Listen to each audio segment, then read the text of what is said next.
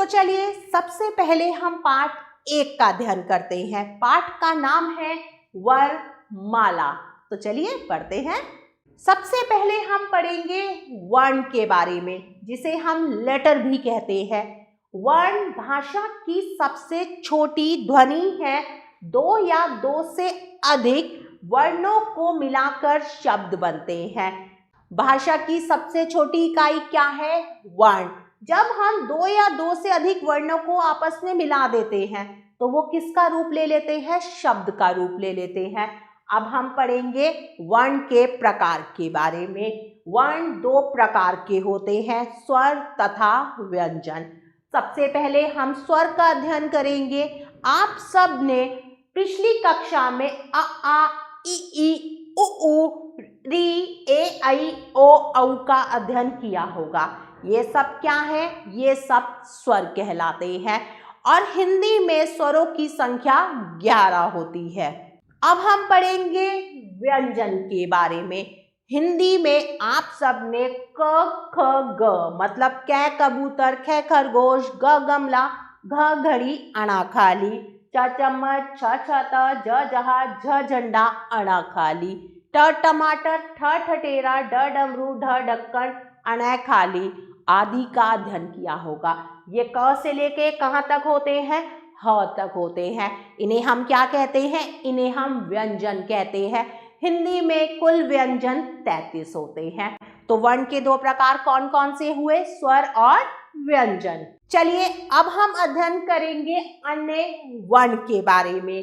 कुछ वर्ण ऐसे होते हैं जो ना तो स्वर होते हैं और ना ही व्यंजन होते हैं, जो क्या कहलाते हैं? अनुस्वार, विसर्ग और संयुक्त व्यंजन। ना ये स्वर में गिने जाते हैं और ना ही इनकी गिनती व्यंजनों में होती है।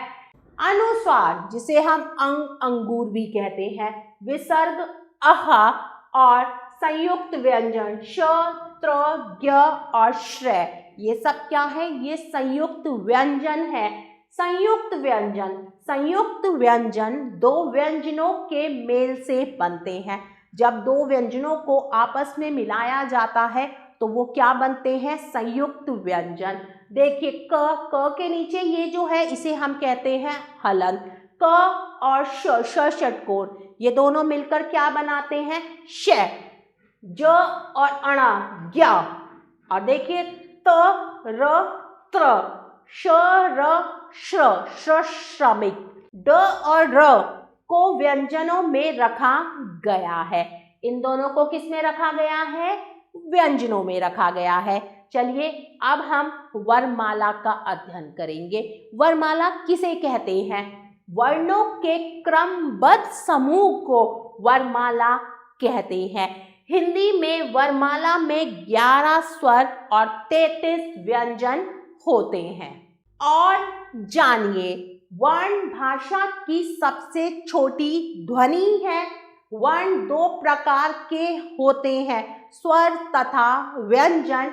वर्णों के क्रमबद्ध समूह को वर्णमाला कहते हैं। चलिए बच्चों, अब हम कुछ अभ्यास कार्य करेंगे। प्रश्न संख्या 1, सही विकल्प पर सही का निशान लगाइए। नंबर 1, डैश भाषा की सबसे छोटी ध्वनि है। भाषा की सबसे छोटी ध्वनि कौन सी है? शब्द, वाक्य या वर्ण? तो सही विकल्प है, सही उत्तर है वर्ण।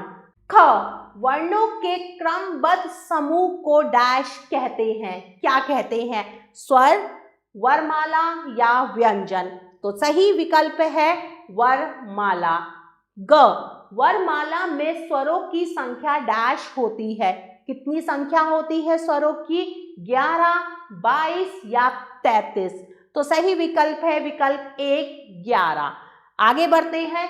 क और ग के बीच आने वाला वर्ण डैश है। क और ग के बीच में कौन सा वर्ण आता है?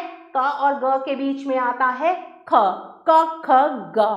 आगे बढ़ते हैं प्रश्न संख्या 2 की तरफ।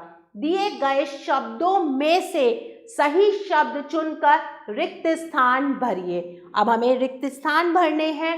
कुछ शब्द दिए हुए हैं, सही शब्दों को चुनकर। चलिए करते हैं। नंबर 1, वर्णमाला में व्यंजनों की संख्या डैश होती है। कितनी संख्या होती है व्यंजनों की? तो सही शब्द है 33। तो मैंने यहाँ पर 33 लिखा। ट के बाद डैश आता है। ट के बाद आता है ठ, ठठेरा। तो मैं यहाँ पर ठ लिखूंगी। छ से पहले डैश आता है। छ छाता से पहले क्या आता है? छ छाता से पहले आता है च चम्मच। तो मैं यहाँ पर च लिखूंगी। प्यारे बच्चों, आगे का अभ्यास कार्य आप स्वयं करेंगे। प्रश्न संख्या 3, नीचे लिखे वर्णों से पहले और बाद में आने वाले वर्ण लिखिए। आप कुछ वर्ण दिए हुए हैं, इनसे पहले और बाद में आने वाले वर्णों के बारे में लिखना है। अ आम, अ आम से पहले क्या आता है? अ अनार, अ आम और बाद में आता है इ इमली। आगे है थ थर्मस, थ थर्मस से पहले आता है त तरबूज, थ थर्मस, द दवात। आगे है ख खरगोश, ख खरगोश से पहले आता है क कबूतर और ख खरगोश के बाद क्या आता है? ग गमला। आगे है ल, ल से पहले क्या आता है? र रस्सी, ल लट्टू, व वर्षा। तो प्यारे बच्चों, इसी प्रकार बाकी का अभ्यास कार्य आप स्वयं करेंगे। प्यारे बच्चों, आशा करती हूँ आपको यह पाठ अच्छे से समझ आया होगा। हम पुनः फिर मिलेंगे एक नए पाठ के साथ। तब तक के लिए आभार।